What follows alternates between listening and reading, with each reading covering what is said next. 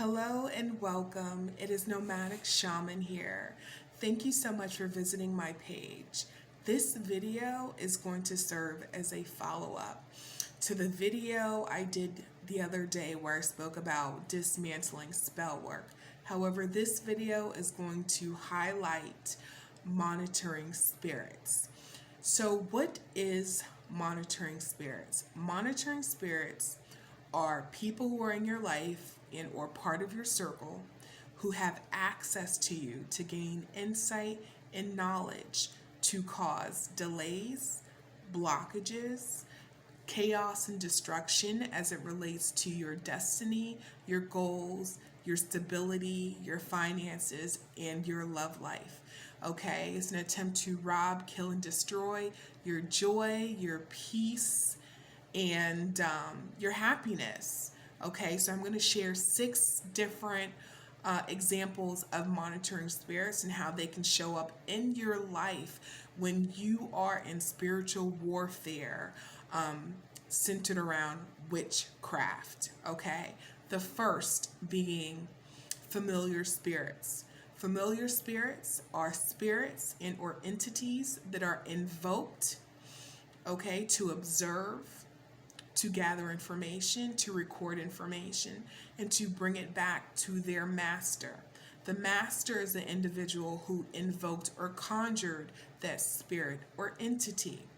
Okay, now that master can be a warlock, can be a witch, can be a magician, can be a sorcerer who practices black magic. Now, a familiar spirit can show up as gnats, flies, insects, birds, cats. They shapeshift into any one of these things. Okay, the second would be someone who comes to or goes to a tarot reader, oracle reader, or an astrologer, someone who reads birth charts, or even an akashic reader, with the intent to gather information by being deceptive. What I mean by that is oftentimes these individuals will come and provide the date of birth or details or personal information of the person that they would want to know about, as opposed to giving information about themselves. And of course, is to gain information, knowledge, and insight on what is going to come in the future, what good things are coming in the present, so that they can turn around and do spell work and witchcraft to block that. The third example would be astral projecting or remote viewing. Okay, so that's an individual who is using their mental and their emotional bodies, energies, to push their soul out of their body so that they can travel to their subject to observe what it is that they're doing in the spirit.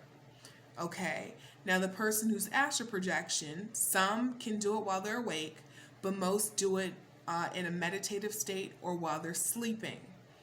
Okay, another example would be mirror magic or scrying.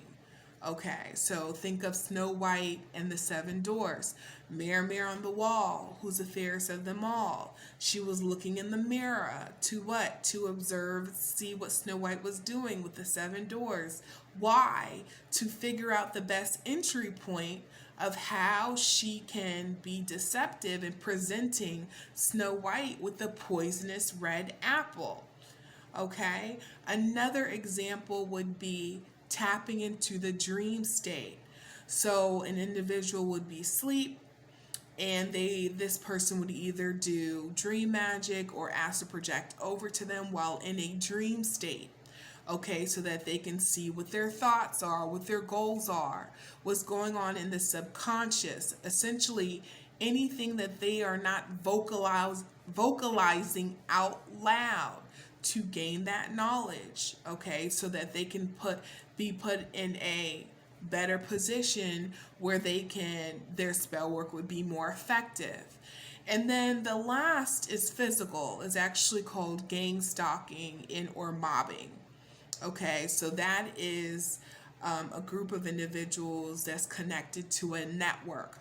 Generally, they're tied to secret societies, covens, cults, and even gangs to be their ground troops as far as to follow the subject on foot, drive and follow them. In some more extreme cases, they're hacking. They're hacking into bank accounts, they're hacking into emails, social media platforms, okay, even into your phone to see your texts and your phone calls.